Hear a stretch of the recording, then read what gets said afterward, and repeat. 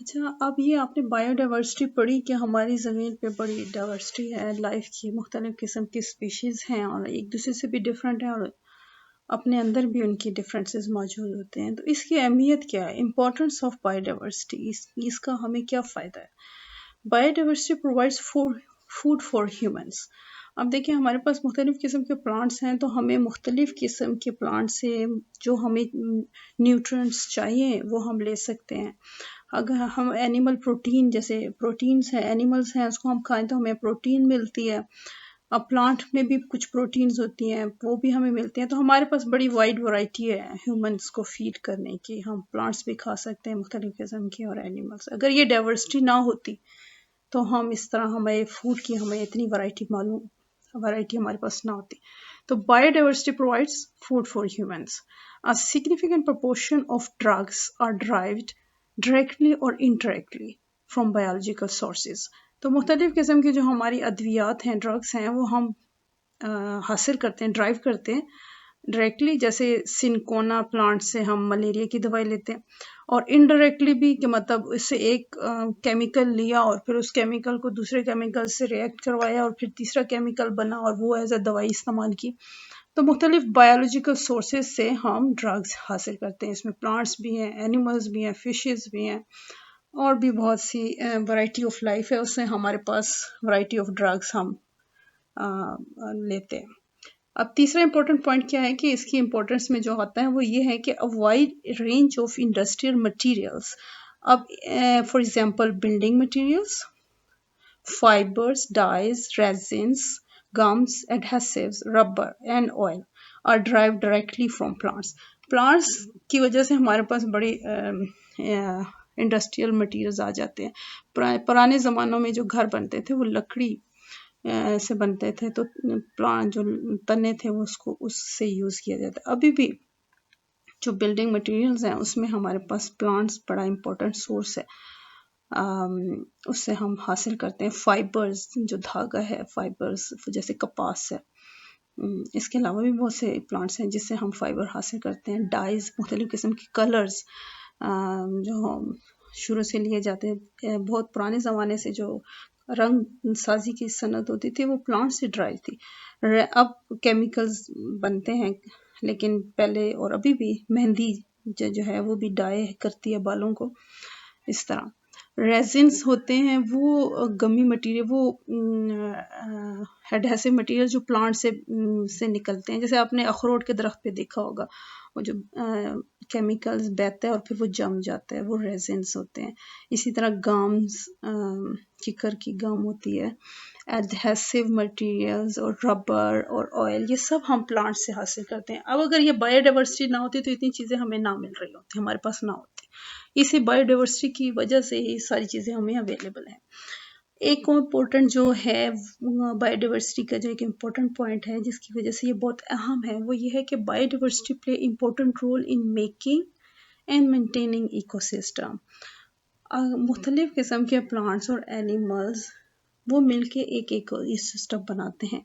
इस इकोसिस्टम में प्लांट्स और एनिमल्स एक दूसरे पर डिपेंड करते हैं, और इस डिपेंडेंस की वजह से वो इकोसिस्टम मेंटेन रहता है। It plays a part in, आखिरी पॉइंट है, it plays a part in regulating the chemistry of our atmosphere and water supply. हमारे एटमॉस्फेयर में ऑक्सीजन है, हाइड्रोजन है, कार्बन डाइऑक्साइड है, नाइट्रोजन है।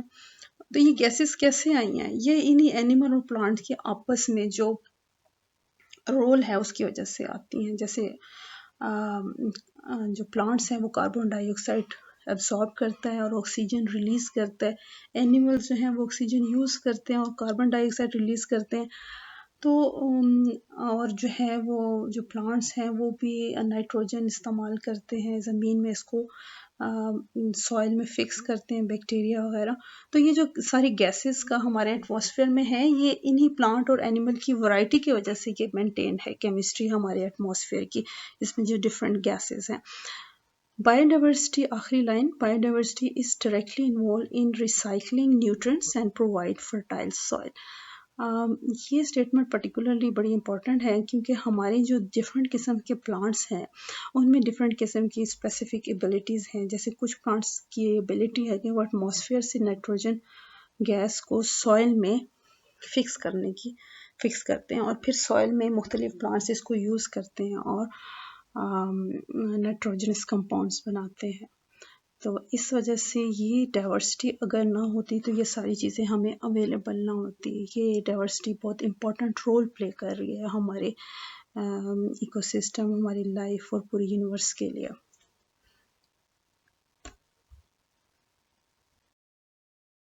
अच्छा, अब आप लोगों का क्लास ये नया टॉपिक है डाइवर्सिटी, बायोडाइवर्सिटी पढ़ने के बाद उन्होंने आपको एक इम्पॉर्टेंट टॉपिक है ये, इससे ऑनवर्ड जो क्वेश्चंस हैं वो पेपर में बहुत आते हैं, तो इसको आपने बड़ी अच्छी तरह कवर करना है, इस सारे टॉपिक्स को, क्लासिफिकेशन के टॉपिक्स को।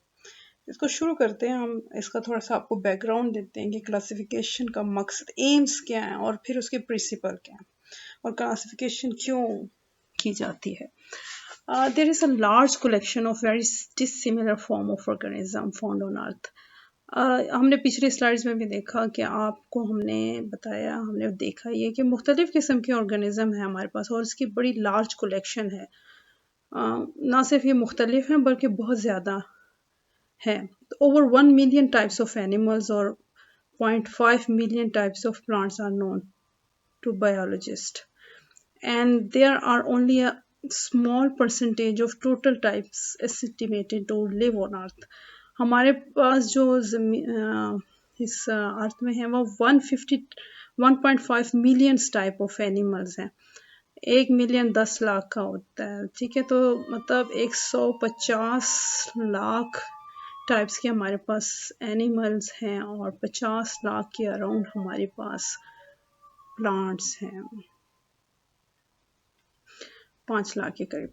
तो इतने ज़्यादा हमारे पास वैरायटी है और ये ज़मीन के ऊपर भी जो हैं वो भी काफ़ी ज़्यादा डिफरेंट टाइप्स के हैं। इनको स्टडी करना और इनके बारे में जानना एक मुश्किल काम होगा अगर हम इसको ऑर्गेनाइज करके ना इसके बारे में पढ़ें। They range in complexity from small and simple bacteria to large and complex human being. अब ये इतनी इनमें वैरायटी है कि अगर हम इसकी कॉम्प्लेक्सिटी देखें, मतलब कितने कॉम्प्लेक्स हैं, तो एक स्मॉल और सिंपल बैक्टीरिया जो होता है जिसमें एक सेल मेम्ब्रेन होती है, अंदर न्यूक्लियस है और साइटोप्लाज्म है, वो इतना सिंपल है। और जबकि एक ह्यूमन है जिसमें एक पूरे मुख्तलिफ सिस्टम हैं, डाइजेस्टिव सिस्टम है, रेस्पिरेटरी सिस्टम है, रिप्रोडक्टिव सिस्टम है, फिर वो चलता है, बोलता है, सोचता है, समझता है। इतने कॉम्प्लेक्स सिस्टम भी हमारे पास हैं और सिंपल सिस्टम भी हैं। अब इतनी वैरायटी है हमारे पास लाइफ की। Some of them live on the sea, some on the land, some walks, other fly and still they other are stationery. जैसे प्लांट्स हैं वो स्टेशनरी हैं, वो मूव शूव नहीं करते, वहीं खड़े रहते हैं। लेकिन कुछ जो हैं वो समंदर के अंदर रहते हैं, कुछ ज़मीन के ऊपर हैं, कुछ चल सकते हैं और कुछ इवन उड़ भी सकते हैं। इतनी वैरायटी है हमारे पास।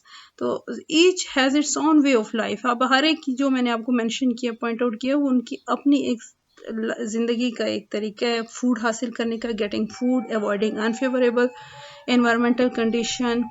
जब टेम्परेचर हाई होता है, बहुत ज़्यादा गर्मी होती है, तो कैसे प्लांट्स में सिस्टम हैं कि वो इसको अवॉइड करते हैं, और एनिमल्स में कैसे सिस्टम है, जैसे वो जो सहरा के एनिमल्स हैं वो नॉक्टर्नल होते हैं। डेजर्ट में जो एनिमल होते हैं वो दिन को नहीं निकलते, रात को निकलते हैं, क्योंकि दिन में बहुत ज़्यादा हाई टेम्परेचर होता है तो वो घुसे रहते हैं बिलों में, और रात को निकल के वो फिर फूड लेते हैं। तो finding a place to live and reproducing its own kind, रहते कहाँ हैं और फिर रिप्रोडक्शन के अपने जैसे और जनरेशन कैसे बनाते हैं, वो इसमें काफ़ी वैरायटी है। When there are so many diverse kinds of organism, it becomes difficult to learn about the characteristic of each.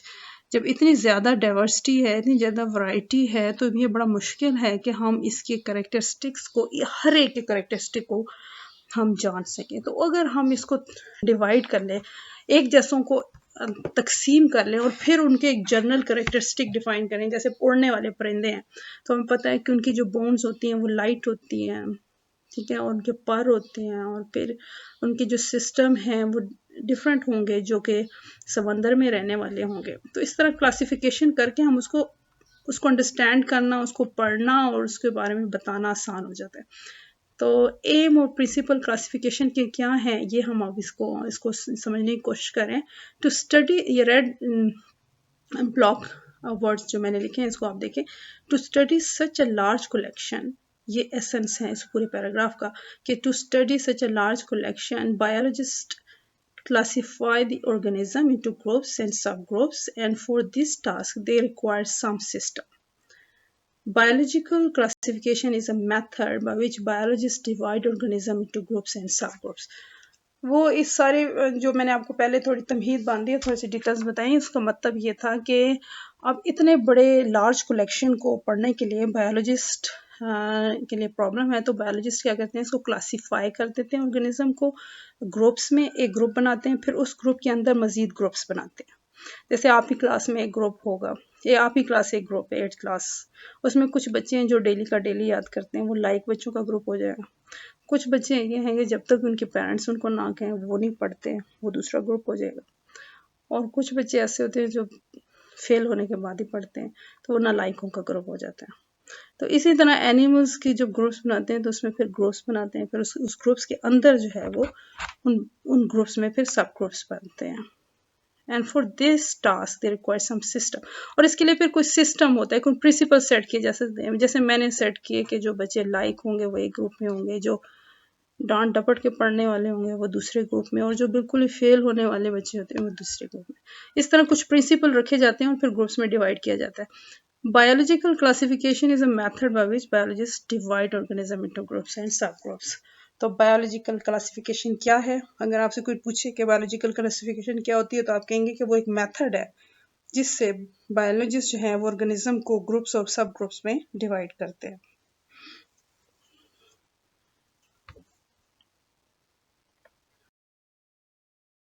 Class हम एम्स ऑफ क्लासिफिकेशन पढ़ेंगे अब ये नेक्स्ट स्लाइड में। और ये पेपर में आपसे पूछा जा सकता है शॉर्ट क्वेश्चन के तौर पे कि क्लासिफिकेशंस के एम्स क्या हैं। तो हम जानते हैं कि क्या एम है। The branch of biology which deal with classification is called taxonomy. ये टैक्सोनॉमी जो ब्रांच है बायो की, उसकी डेफिनेशन है, और ये आपकी पहले चैप्टर में जब डिफरेंट क्लासेस पढ़ी थी उसमें भी आपको बताया गया था। ये आपको पता होना चाहिए कि वो ब्रांच ऑफ बायोलॉजी जिसमें हम क्लासिफिकेशन को पढ़ते हैं या करते हैं उसको टैक्सोनॉमी कहते हैं। And the branch which deals with classification and also traces the evolutionary history of organism is called systematics. एक और ब्रांच है जिसको हम सिस्टेमैटिक्स कहते हैं। उसमें हम क्या पढ़ते हैं कि क्लासिफिकेशन कैसे की जाती है और ये कि एवोल्यूशन से इसका क्या ताल्लुक है। मतलब एक प्लांट है उसका दूसरे प्लांट से क्या ताल्लुक है और फिर वो कैसे इवॉल्व हुआ है इस प्लांट में, उसको हम पढ़ते हैं उसको सिस्टेमैटिक्स कहते हैं। The main aim of both these branches are, इन ब्रांचेस का एम क्या है, वो ये है कि determine similarities and differences among organism so that they can be studied easily.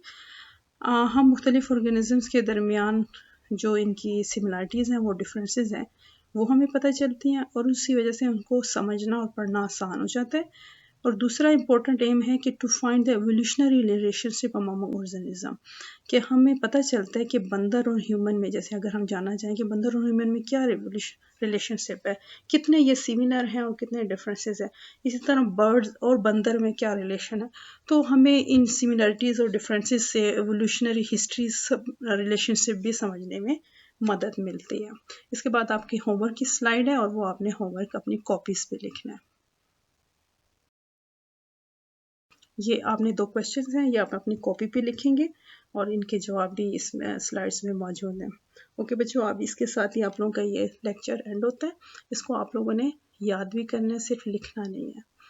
और अपने बुक से कंसल्ट करना है, कोई मुश्किल पॉइंट हो तो आप मुझसे बाद में पूछ सकते हैं।